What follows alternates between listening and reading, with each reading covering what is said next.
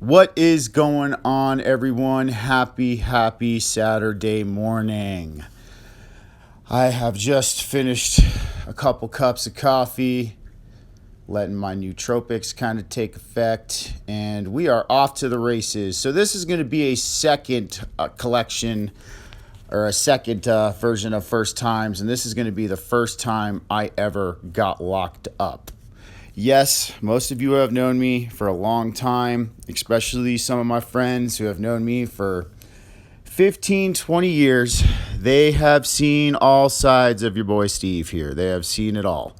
I am working on a different subsection for this solo cast called the opiate monologues. In there, I will describe my horrendous addiction that I have dealt with since I was 15 years old, how I got out of it, all of the crazy, messed up stuff that happened during it. That will be coming out eventually, but let's focus on this right now. So it was circa 2007, 2008. I had a little bit of a heroin problem. So did my cousin, who will remain nameless on this one because I'm not trying to cause any problems. And we were staying in little beat-up hotels down in Middle Virginia, those crappy roadside motels where it's like $20 and you get a bed and a sink and that's about it. And, we were staying in those and going around doing tree work and stuff during the day. He still owns a tree company to this day, but the man has changed himself around. He is doing so much for the better for himself and his family. I'm very proud of him. But we'll get down to this. So we were doing tree work. It was one cold night. We were driving back from a job. I was insanely dope sick. I mean, non-functionally dope sick. I was throwing up. I could barely keep my eyes open. My cousin comes up on a construction site. He goes, I'm going to go out and I'm going to go check this out. I'm like, okay, whatever. So I'm sitting there in this car talking to God, basically, because I'm withdrawing like a motherfucker at this point in time. And he comes up and he goes, Stevie, there's copper wire here. Help me load it on. And I looked at him and I go, there is no way, dude. I am not worth a shit. I have tiny little elves running up and down my legs. I feel like I'm going to just start spewing liquid out of both ends at any moment. I am not worth it, man. So he goes, all right, I'm going to take care of it, but you ain't getting as big of a cut as you normally would. So he goes in there and starts filling up the back of his truck bed with all this copper wire. I am just like, fuck it, whatever. Do what you do, man. At this point, I'm just not good. We get back to the hotel. Next day it comes up. I ended up getting a little something to make me not so freaking sick, but he looks at me and goes, we need to take this copper to the scrapyard. And I remember looking at the reels and how everything was on the reels and the UPCs. Now, mind you, this was a few years before I was an electrician now, but being an electrician now, if you were to go into that scrapyard with a fresh roll with a UPC on it, you're going to have some problems. I remember going, shouldn't we cut it up? Shouldn't we do something with it so it doesn't look like this? And my cousin goes, nah, we have an idea. So I drove to Culpeper, Virginia with this man.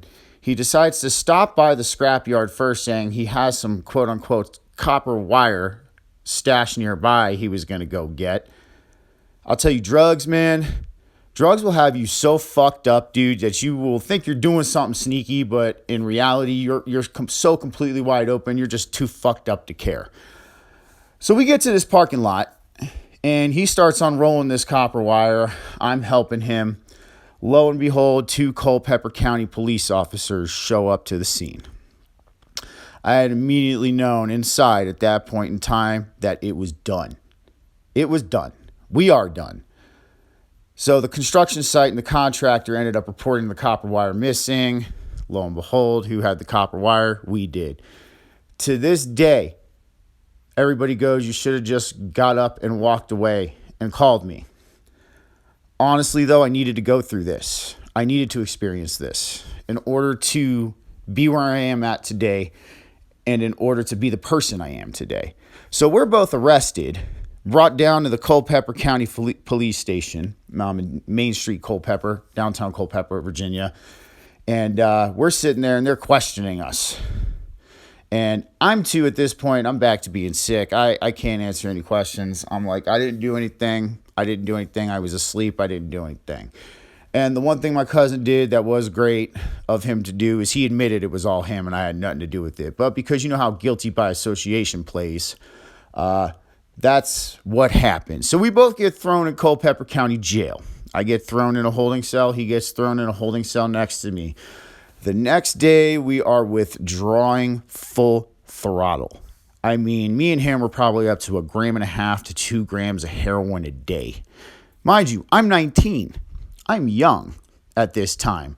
And we are withdrawn fiercely. And I end up getting taken into Gen Pop on one side of the cell block, and then I ended up getting into Gen Pop on another side, or my cousin got into Gen Pop on the other side of the cell block. And, you know, this is my first time in jail at 19. And I still think the only reason I didn't have a hard time, like a lot of these other people that go into jail for their first times, is because of my size. I've always been on the bigger size. Even now that I'm working out, and it's now muscular bigger, but still back then it was like built bigger, like, you know, almost dad bod kind of built, I guess. I wasn't into working out like I am now, but this is where I found working out. So I walk into the cell block. I'm there for, you know, probably about a whole month. I sat there before I got bonded out by my father. My cousin got bonded out by my aunt and got taken home about a couple weeks early before I did, which I was not too happy about at the time. I'm still kind of sour about that. That's something I have to kind of get over in my life, in my healing process, on my philosophical journey, just one of those little tidbits. So I ended up getting bailed out by my father about a month later, and it was an experience. It had, I thought at the time, changed me for the better. Little did I know that I still had a lot of fucking up to do before I actually changed for the better. And even some of those fuck ups lasted beyond the years that this happened. So here's my take on it, guys. Stay the fuck out of jail. Don't do hard drugs. Stick with cannabis, psychedelics. If you like to have alcohol every now and then, that's fine, I guess. Just keep it to a moderate thing. Even though I don't drink alcohol, it's not worth it. It's not worth your life. It's not worth the people you're going to hurt. It's not worth all of that. And that's my message about that situation.